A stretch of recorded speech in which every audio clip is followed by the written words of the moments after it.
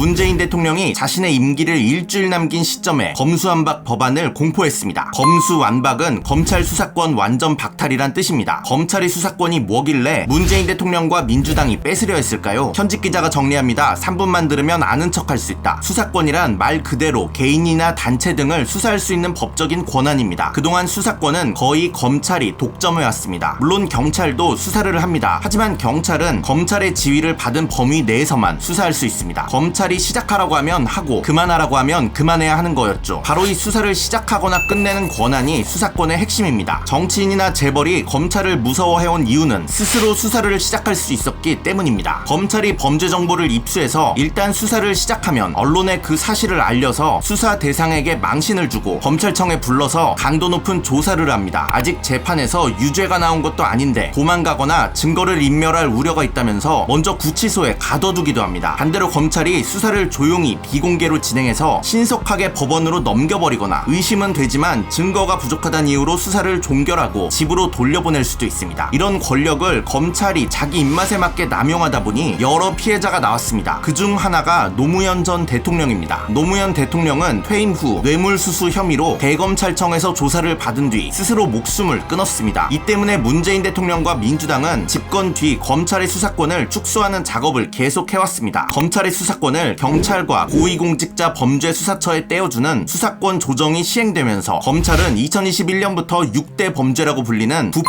경제, 공직자, 선거, 방위사업, 대형 참사 범죄만 수사할 수 있게 됐습니다. 그런데 윤석열 대통령이 당선되자 민주당은 노무현 대통령을 못 지킨 과거가 떠오릅니다. 이를 반복하지 않기 위해 민주당은 윤석열 대통령이 취임하기 전에 검찰에 남은 6대 범죄에 대한 수사권도 완전 박탈하는 법안을 밀어붙였습니다. 결국 6대 범죄 중 공직자, 선거, 방위사업, 대형 참사 4가지 범죄에 대한 검찰의 수사권을 없애는 데 성공했습니다. 검찰에게 아직 부패와 경제범죄 수사권이 남았으니 정확하게는 검수완박을 한 건 아닙니다. 검찰이 그동안 잘못해온 건 맞지만 그래도 검수완박은 지나치다고 주장하는 쪽에선 검찰의 수사권이 없어지면 범죄자들만 좋아진다고 비판합니다. 예를 들어 사기꾼을 잡으려면 사기꾼보다 그들의 수법을 더 잘 알고 있어야 합니다. 그런데 검찰이 그동안 쌓아온 수사 노하우가 사라지면 앞으로 사기꾼을 잡기가 더 어려워질 겁니다. 그리고 과거엔 경찰이 수사한 내용을 검찰이 검토하고 보완하는 이중 수사가 가능했는데 앞으로는 경찰에게만 의존해야 합니다. 경찰에게 권한을 몰아주면 결국 검찰에서 발생한 것과 똑같은 부작용이 경찰에서 나타날 거란 비판도 있습니다. 정치인들도 이런 문제점을 잘 알고 있지만 추진하는 이유는 분명합니다. 그토록 두려워했던 검찰의 수사 대상에서 정치인은 앞으로 빠지게 됐기 때문이란 점을 반드시 기억하시기 바랍니다. 3부맨이었습니다.